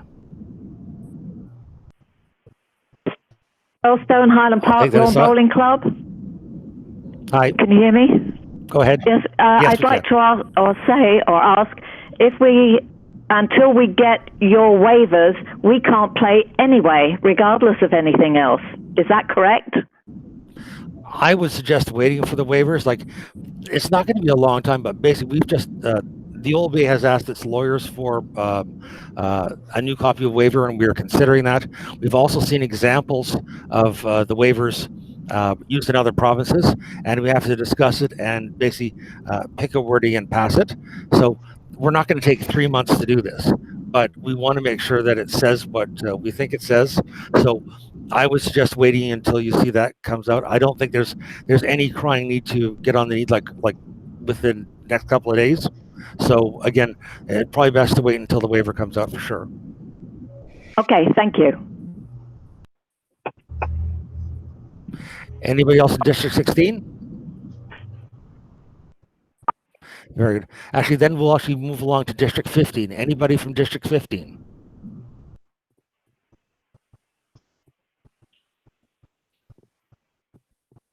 Okay, I'll take that as silence for now. Anybody from District 14?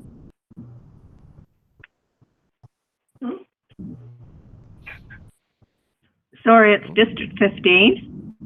Go ahead. You said that we have to complete the declaration form. What's the declaration form?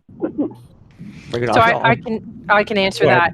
So Bowls Canada has had 3 sets of forms put together by our legal counsel.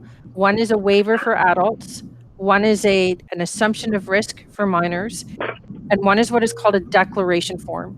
And these 3 forms have been shared with OLBA and the other provincial bowls associations for their review to share with all the clubs.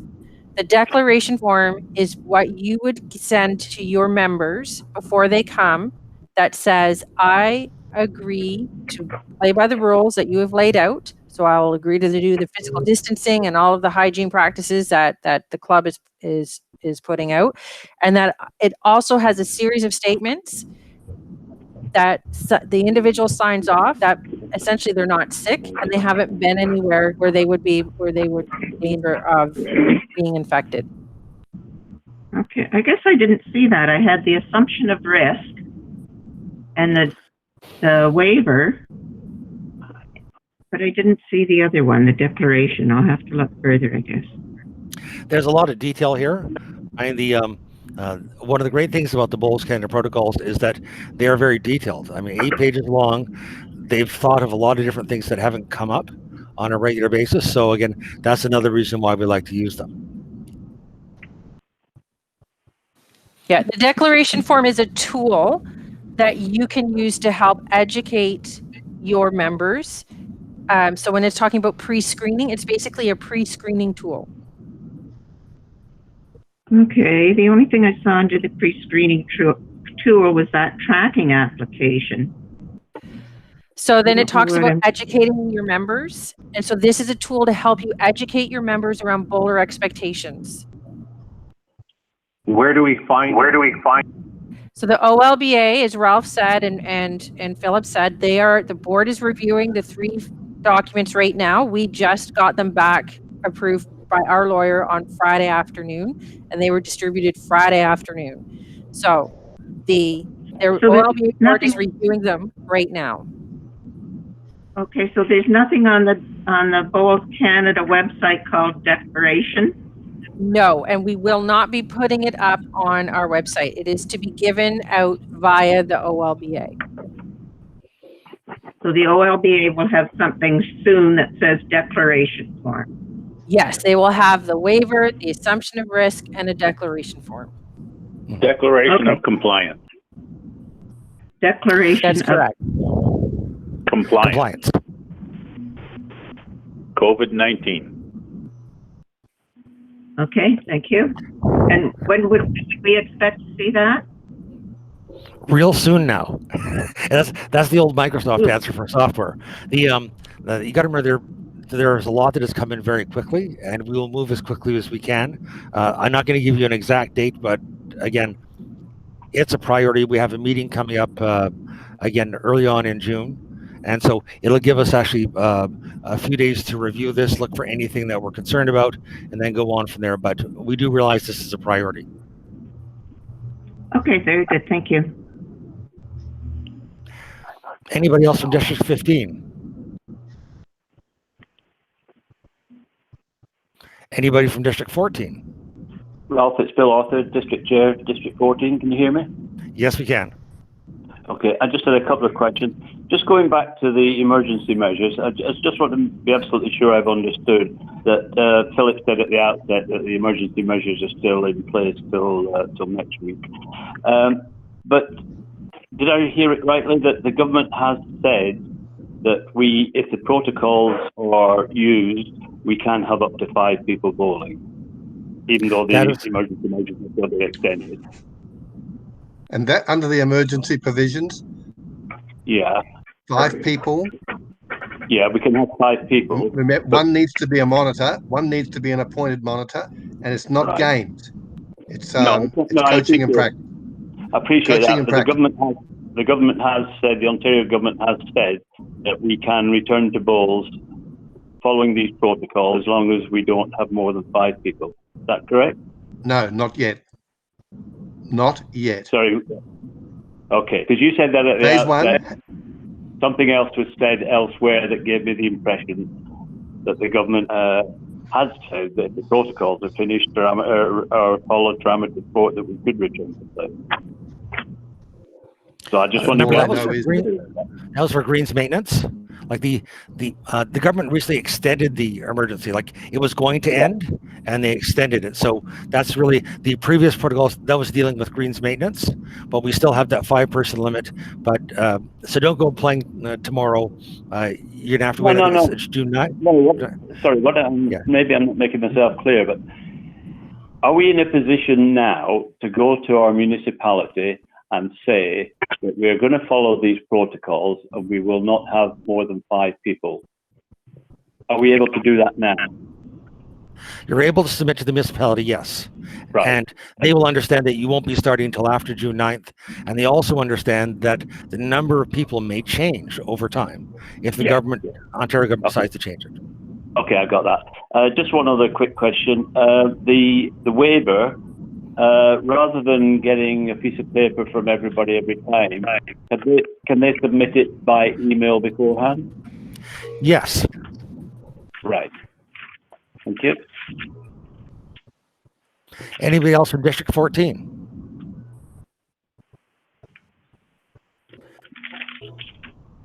Okay, I shall go on. Anyone from District 13?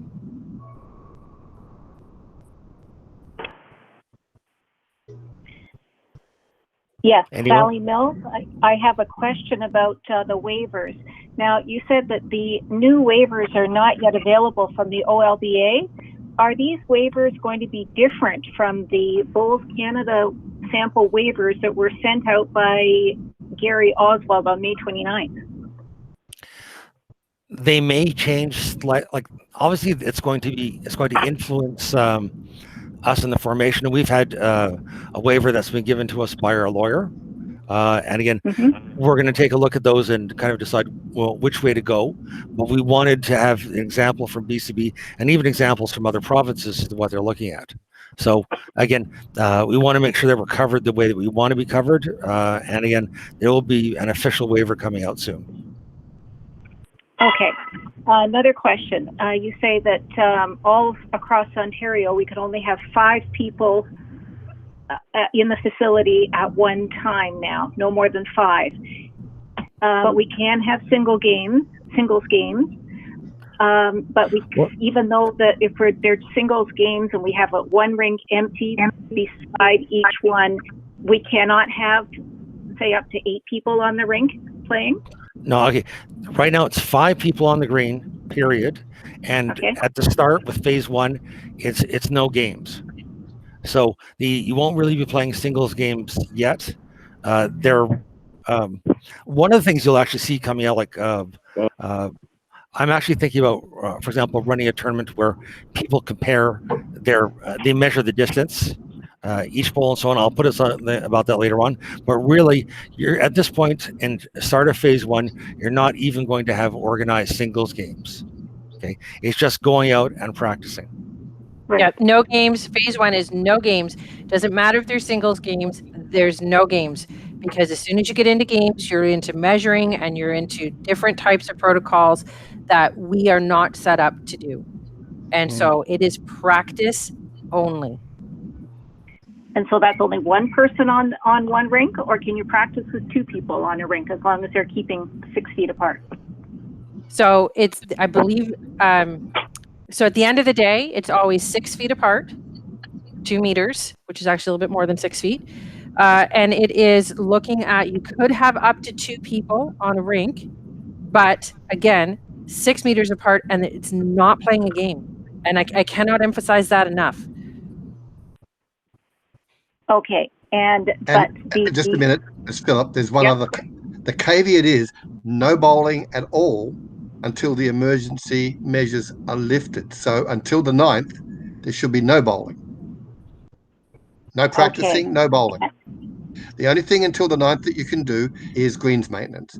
After the 9th, if the government doesn't extend it, and then they say, okay, they move to a new phase, we can go to phase 1. From phase 1, we can implement phase 1, sorry. That's the 5 with social distancing. And then if they say now you can have 20 people, that's when you get to go to phase 2. Okay, and the June the 9th is province-wide, correct? Province-wide. Okay, thank you very much. Right now, it's, well, what Doug Ford said on Friday was, well, maybe we'll go to regional regions for reopening, economic reopening. I don't know what that means. So, Sally, we'll just have to wait and see. But for lawn bowling right now, no bowling. After the 9th, we'll see whether they change the emergency provisions to include practice for lawn bowling. Okay, we do have the municipal okay, the Ministry of Health okay to open up, but we should still wait for the until after June 9th. Is that correct? And just to make sure we're covered for insurance purposes and everything else? You have to. That's right. Okay. I think so. Great. Yep. And just to mention for everybody, because again, we're hammering this point home, there are no games. Period. There are no games. If you're uncomfortable with that, wait at least until phase 2, which might be July. We'll have to see how that goes. But the local club members, they're so used to playing games. It's a big change. But just imagine how much better it'll be after all that practice.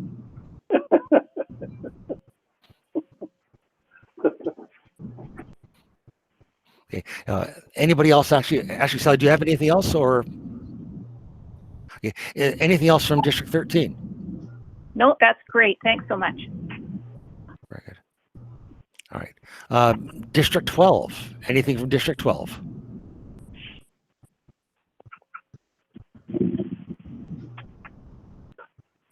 District 11. Anything from District 11?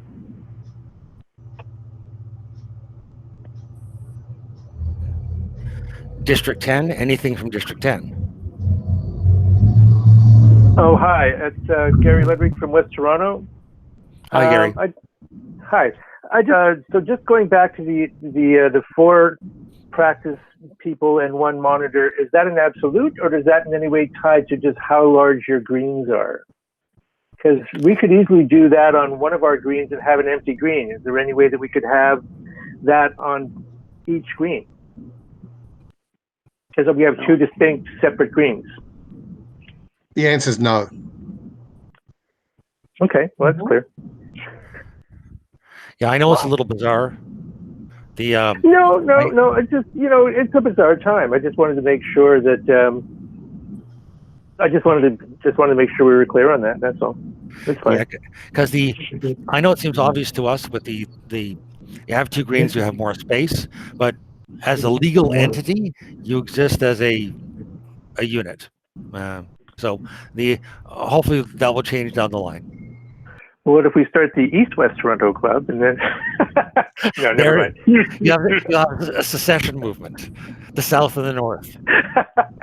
Okay, well, listen, thanks for clarifying that. Anybody else? Anybody else from District 10? Is District 13? Hello? Go ahead. Yep, go ahead. Can you tell me what waiver I need for people who are caring for our greens to sign?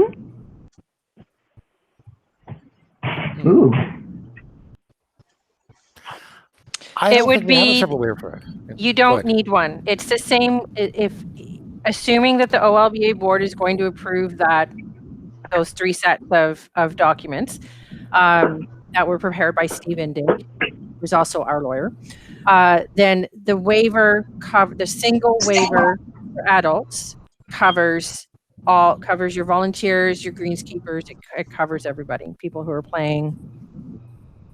So you don't need a separate waiver. You need they would need to sign the declaration of compliance and the waiver that they're assuming the risk. We're waiting for both of those to be released to OLBA. OLBA. Yes, that is correct. So the OLBA board is going to confirm that these are the 3 documents that they want to use. And then once you have that confirmation, then you'll be good to go. Okay, thank you. Now? So anything else from District 10? Okay, very good. Actually, I'll go on to District 9. Anything from District 9? Yes, I have a quick question. It's Linda from New Toronto Lawn Bowling. Hi, Linda. Hi. I just want to go to the contact trace because my understanding of, by essence, what we're saying to each player is if you agree to come and play tonight, you will provide us with your contact tracing. But do they have to have contact tracing for like the entire week previous or the month previous, or is it just going forward from when they start to resume bowling? This is a daily tracing? So this is Anna, and you want to be sure that your club is staying within the realm of their own expertise. So I don't believe that you're going to be asking for people to give you their contract trace information. You're going to be asking them to make sure they keep it. So that way, if that person ends up playing at the same time as somebody else who is sick, they're going to be able to determine how much that may have spread. So it's not incumbent on the club to collect every single person's contact tracing whereabouts for the last however many weeks or days. What the club needs to make sure that they have are the signed waivers and the signed declaration forms. So, and there are some ways you can do this online so that you're not having to deal with paper and pens that again are helping to spread contact. There's a service called Smart Waiver where you can actually upload a waiver and people can fill it out online and they'll keep that information on your behalf so you don't have to. Sign Up Genius is going to help you with something in terms of keeping your documentation of who has played where. But each individual is responsible for knowing themselves where they've been, before and after attending the club. That's ridiculous. Thank you. Anybody else from District 9?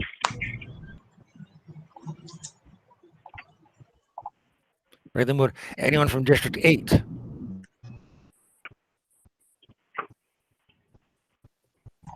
No one from District 8? Okay. District 7. Anyone from District 7?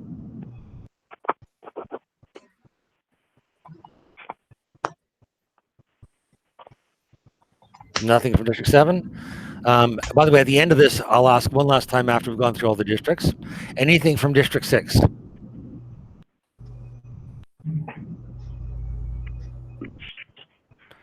Anything from District 5?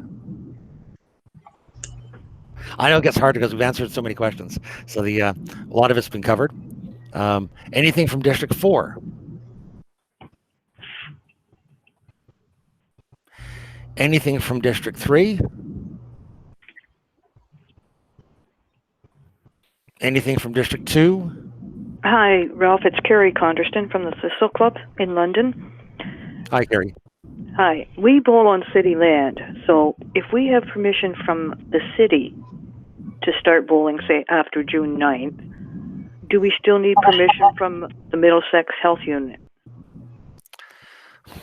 I would think the city, because they are tied to the Middlesex Health Unit, that would kind of be assumed. Sure. Yeah, they do walk in lockstep. So I think you're pretty safe on that. Just going through the city Philip, then. It's Philip. What you need is your occupancy certificate or something that equates to that. That's issued by the city. Right. I have that. Yeah. So if you have an occupancy certificate, then you should be good to go after the emergency measures is lifted. Correct. Okay, that's great. Thank you. Right. Anyone else from District 2? And anyone from District 1? Who isn't named John Fenton?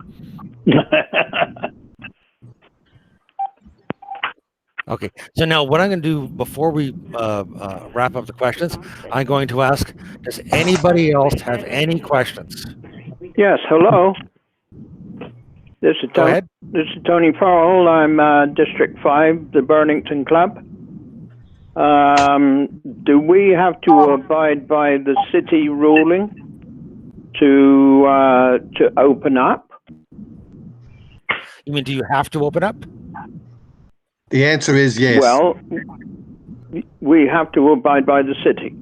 Yes, you do. Even though the OLBA say that June the 9th is okay. No, we're not saying that. No. We're saying that you need an occupancy certificate to be able to commence operations that's after the 9th. Okay, next question is that we have decided to reconsider July 1st. Now then, if anybody can test that, do they have any bearing on our decision? No. Once you have an occupancy certificate and you can open, the question is, are you in phase 1 or phase 2? I see. If you're in phase 2 and you want to do something on July the 1st and you've got an occupancy certificate and you're in phase 2, as long as you're in compliance with the phase 2 requirements, then you go ahead. Okay. But if they say you can open, but the province is saying 5 people, then you're going to have 5 people, no more. If they say up to 20, it'll be 20. So let me. This is Jason Curry, the OLBA board. Okay. I chime in because we've been hearing a lot about occupancy certificates. Not every municipality canceled them. So, like I know Windsor, ours is still valid. So the occupancy certificate isn't necessarily determinative of clubs being able to proceed. So I just want to make sure that, I know that I think City of Toronto did that, but not every municipality did that. So some clubs still have valid certificates. So I just want to make sure nobody was walking away thinking, oh, we have a valid certificate, so we're good to go. Yeah. Okay, that's I a good understand. point, Jason. Every club needs to have something that is current that they can resume. There are a lot of local variations here. Like, keep that in mind. Different areas of the province are in different situations, and their attitudes may be different based on those. Did you have any more questions, Tony, or does? No, that is fine. That's fine. It's just that we have already committed ourselves to looking at opening up maybe in July. Now, then maybe if the city were to tell us, no, we cannot open, then we would have to start considering maybe August 1st. But who can make the final decision? Is it the city or is it the OLBA? The city. So the city will make the decision. OLBA is saying if you have permission from the city to open, then you can open, based on the protocols that we've issued. Okay, thank you. Thank you, guys. Any other questions from around the province? Ralph, I have a question. I've got a question. Ralph Russell Oldham here. Hi, Russell. Okay. Sorry, I'm hearing 2 different things, and I just want to be sure. I've heard Philip mention that nobody's to be bowling until after June the 9th. because that's when the current emergency order is extended to. Mm-hmm. And I've also heard that if your city says you can do it, then you're good to go. After City June of the 9th. Ottawa, no, the City of Ottawa, in response to the province starting their stage 1 opening. Okay, so the province is in stage 1 right now, even though the emergency order is extended to June the 9th.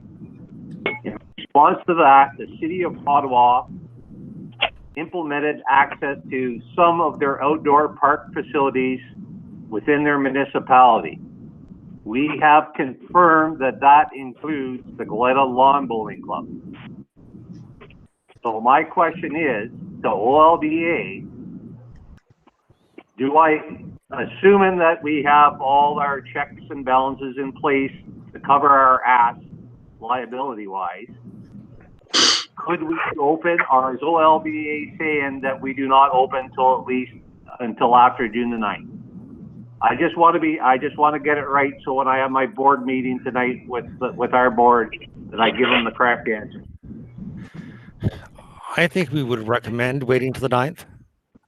Thank you. That's all I need. Okay, thank you. Okay. Any other questions? Ralph, it's Nan here. Hi, Nan. I got a question, Ralph. Can I go ahead? Yep. Okay. Okay. This is Dennis Godot, Aging Court Lawn Bowling Club. Now, I heard early on a statement that no enforcement, no opening. What specifically does that mean, and how can a club apply that? Really what you're looking at is that you're going to have, whenever you have bowling going on at your club at whatever scheduled times that you decide to open, that you want to have at least one person who's designated as who's someone who's going to look after the safety protocols. Okay. That can change. It doesn't have to be like one specific person at the club. You could have like 7 or 8 people who do this on a rotating basis. You don't have to have your club open like morning, noon, and night. You can pick the time frames that you want to deal with. But you want to have at least one person who's at the green who has the authority to say, stop doing that, or you're not following the protocols or whatever. Okay. Nan, did you have something you wanted to say? Yeah, Ralph, I was just wanted to clarify as well. The emergency measures in Ontario were lifted slightly a week or so ago to allow things like some tennis clubs to open and some outdoor activities, unorganized sports, and so on. And we were trying to determine if it applied to lawn bowling clubs. And our thought was that if you're covered by a national sports organization or a provincial sports organization, which we are, then in fact this outdoor activity that of unorganized sports could be started. And I thought that's where we were, but now I'm hearing no, the emergency measures lifting doesn't apply to lawn bowls. Is that where we're at then? Did I explain what I meant? Yeah, I get you, man. Our current read on it is that it shouldn't be out there till at least June the 9th. That's our read. That's our interpretation at the moment. So the lifting then didn't apply to us. That was the phase 1 lifting of some restrictions. The way we're interpreting it right now is for us to say wait at least until June the 9th, and then if your municipality says you can open after that, then you're free to go, because it's going to vary a bit across the province. And I know this is difficult. I mean, and we could bring a couple lawyers who probably actually argue it out, and it is confusing, but we are kind of erring on the side of caution here, because what we don't want is that some club to do this and then find themselves in a hole. Jason, did you have a comment? So then what are clubs supposed to do? What are clubs supposed to do if they extend the emergency orders again? They could get extended through the summer. It's possible, yes. So then will the position still be nothing? Like, don't do anything. Again, at a certain point, if we found this, if the Ontario government was doing this because, let's say, the number of new cases was rising and COVID-19 was starting to spread again, and we were in a second wave, then it would be kind of obvious. If we found that the new cases weren't rising and maybe we thought the government was being overcautious on this, we could approach them on it. But we are being deliberately cautious with our interpretation, and not everyone may agree with that, but I think we'd be inclined to lean on the cautious side for sure. Let's say I have a this. question Just one comment. If restaurants, as an example, are allowed to open and lawn bowling isn't listed as being allowed to open, that's something we would take up with the minister through the representative on the Sports Council. Because we would argue that nobody's at any greater risk lawn bowling than they are going into a pub. I mean, but we don't know what they're going to say. So until we know what they're going to say, then I don't know how we can hypothesize as to what we might do. What we know right now is that, and I've looked at this, emergency order says lawn bowling's not listed, we don't bowl. If they know about us, it's not that they don't know about us, but once we get listed as being able to resume at whatever phase we're going to resume at, then we can resume. And keep in mind, if the Ontario government decides to go to some sort of regional opening strategy, that could change again. So we'll have to wait and see what happens with that. Did you have any? If I was going to say, Ralph, if I was going to speculate, I'd say that something's going to happen next week regarding regional economic opening and what that means and what it might mean to sport. I think something might be said about that, but I don't know that. Yeah, this is a very changeable field. I mean, the one thing I joke about is that we started talking on the OLBA board about COVID-19 way back towards the end of January, saying, this could be a problem. And then we went from like our type 1 plan to our type 4 plan in about 5 days as the problem started to get worse. So it is a very, very changeable situation. Did you have any additional questions, or are there any other questions? A question from Brockville Lawn Bowling Club. Mm-hmm. Can you hear me? Yes, we can. Okay, we rent from Infrastructure Ontario. Our club is on the on a site in Brockville, so we have a lease agreement with Infrastructure Ontario. My question is, should we be getting an okay from our leaseor, even with the okay from the municipality or the government? It might be worth a telephone call to see if they were concerned about that or if they were okay to follow the municipality's lead. Okay, I'll do that. Ralph? Larry McClellan at St. Mary's Lawn Bowling. Hi, Larry. How are you? I've got a question on the 5 people on a green. So if I have 2 volunteers, can I only have 3 bowlers? Yeah. Yes. Yeah. Okay. So another one I have is, can a husband and wife play practice on the same green or rink? Yeah. That would be 2 of your 5, Larry. Okay. That's what I wanted to know. Thanks. Hopefully they like each other. A couple doesn't equal one. You'd find out. You would find out in a hurry. Larry, a couple doesn't equal 1. Well, that's what I was trying to ask. I know where he's going. Okay. And it doesn't mean before June 9th either. Okay. I think we've got to agree that June 9th is the date. We're going to find out on June 9 whether or not there's going to be an extension of the number of people that can come in terms of the number of gatherers. Probably going to stay with the social distancing of 2 meters, and whether we can go to stage 2 from stage 1, or whether we're in stage 1 until something else happens. Leslie Turpin from Campbellford. Go ahead. Can you hear me? Oh, okay. I was interested on this waiver for the greens maintenance. The waiver that we've had for years, is that covering our greens maintenance people now? Currently, yes. Currently, yes, but when we Yes. get a new waiver form, they need to fill out the new waiver form. Yes. Okay. Thank you. One thing I will mention is that we are coming a little bit towards the end of the time frame for the meeting. Now, I think Google on these things has actually been pretty flexible. There is a chance we might get cut off at 4 o'clock, but the odds are that this will probably continue on. So if anybody else wants to ask any other questions, or if there are any OLBA board members who would like to make a comment, or if Ian Howard would like to make a comment, any of that would certainly be welcome in these last few minutes.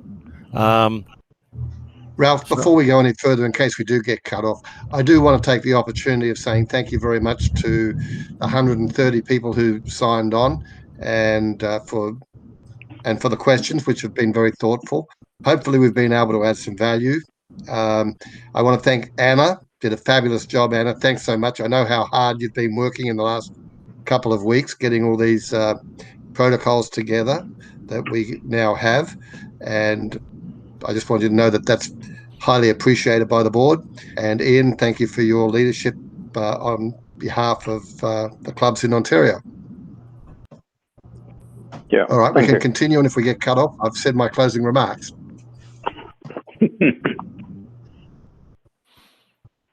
Does anybody else want to get their 2 cents in? Yes, Ralph. It's Linda Moorish. I have one more quick question regarding the insurance, just a clarification, because I've had members asking about this. So there's no contagion insurance, but if a director or someone who's on the board is sued by a member for possibly contracting the COVID on the premises, as long as the due diligence can be proven, the director would be covered in terms of legal fees and any costs and amounts if a suit was granted. Yes. Okay, thank you. Yes, the liability insurance will defend you. Thank you. Ralph, Judy Spanky calling. Go ahead, Judy. We have a greenskeeper that is a minor. He is 16 years old. You don't speak anything of a waiver that's being made available for those that are minors. Is there one forthcoming? Yes. Yeah, actually, that's actually one of the things that's on the table, and there will be one. There will be a waiver for minors and for adults. There always has been, hasn't there? Yes, there always has been. There has been. But for the COVID-19, there will be one as well. Yeah, because everything that's been said today has just been about adult waivers. Yeah. That's why I questioned it. Thank you. Ralph, it's Ian. This is Anna. Just to clarify on the waiver issue, waivers are only applicable to adults, and for minors, there's a form called an assumption of risk, and that is what a guardian would sign, saying that they understand that their minor is exposed to this risk. So there's a waiver for adults, an assumption of risk for minors, and then the declaration of compliance form for everybody. Okay.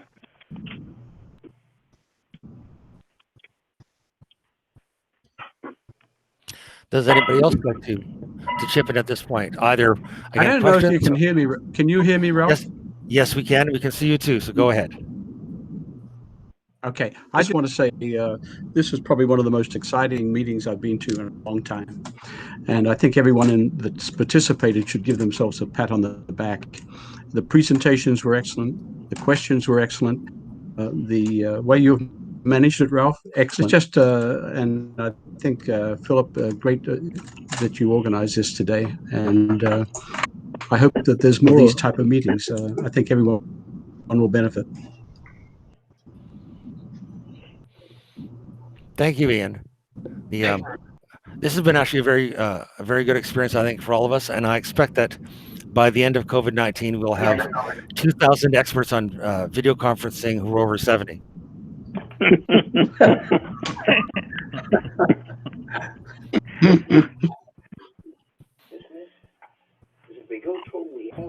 All right, the hour being 1600. Right. So, is there anything else from anybody before we wrap up? I'm not hearing anything, so I think actually that's going to mean we're good to go. Thank you all, and thank you, Ralph. Very good. Thank you, Ralph. Thank you. Good job, Ralph. Thanks, Ralph. Thanks, everyone. Great job.